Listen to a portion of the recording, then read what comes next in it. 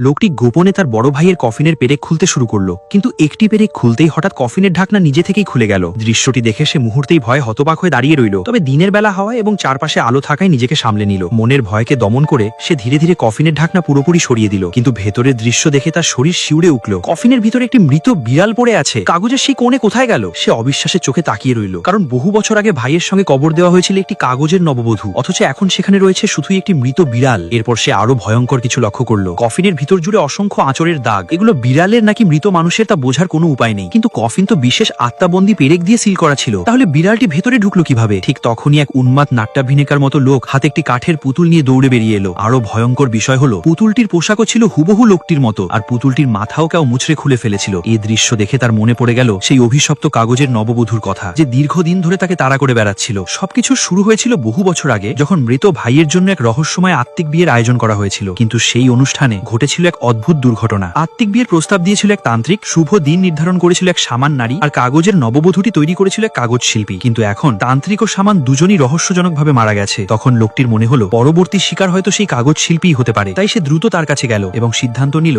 আজ রাতে তার বাড়ির বাইরে পাহারা দেবে। যদি কাগজের নববধূ সত্যি ফিরে আসে তাহলে সে তাকে ধরবেই। কিন্তু গভীর রাতে পাহারা দিতে দিতেই সে অজান্তেই ঘুমিয়ে পড়ল। এদিকে কাগজ শিল্পীর পাশে হঠাৎ করে একটি কাগজের মানুষ আবির্ভূত হলো। অন্ধকারে সে তিনি নিজের স্ত্রী ভেবে কাছে এগিয়ে গেলেন, কিন্তু পরের মুহূর্তেই ভয়াবহ ঘটনা ঘটল। অসংখ্য কাগজের মানুষের সঙ্গে ঝুলন্ত অবস্থায় তার নিথর দেহ পাওয়া গেল। আর যে কাগজের নববধূকে বহু আগে সিল করে বন্দী করা হয়েছিল, সে যেন আবারও ফিরে এসেছে মৃত্যুলোক থেকে। লোকটি ঘুম ভেঙে জেগে উঠতেই কাগজ শিল্পীর মৃত্যুর খবর পেয়ে লোকটি সঙ্গে সঙ্গে তার বাড়িতে ছুটে গেল। কিন্তু দরজা খুলতেই যে দৃশ্য দেখল তাতে স্তব্ধ হয়ে গেল। কাগজ শিল্পীর নিথর দেহ মেঝেতে পড়ে আছে, আর তার কপালে সাঁটা রয়েছে 11 বছর আগে সেই রহস্যময় আত্মিক বিয়ের বিবাহপত্র। একের পর এক অদ্ভুত ঘটনা ঘটছে, কিন্তু একটি কাগজের মানুষ কিভাবে মানুষ হত্যা করতে পারে? এই প্রশ্নের উত্তর কিছুতেই খুঁজে পাচ্ছিল না। সত্য জানার জন্য সে আবার ভাইয়ের কবরস্থানে ফিরে গেল, যদি কাগজের নববধূর কোনো সন্ধান পাওয়া যায়। কিন্তু পালকির কাছে পৌঁছানোর আগেই হঠাৎ পা ফসকে সে একটি গর্তে পড়ে গেল, যা আসলে ছিল একটি কফিন। ঠিক সেই সময় কবরস্থানে হাজির হলো সেই পাগলাটে নাট্য অভিনেতা। কিন্তু সে লোকটিকে সাহায্য করার বদলে উল্টো কফিনের ভেতরে মাটি ছুঁড়ে দিতে শুরু করলো, যেন তাকে জীবন্ত কবর দিতে চায়। অক্সিজেনের অভাবে কিছুক্ষণের মধ্যেই লোকটি অজ্ঞান হয়ে গেল।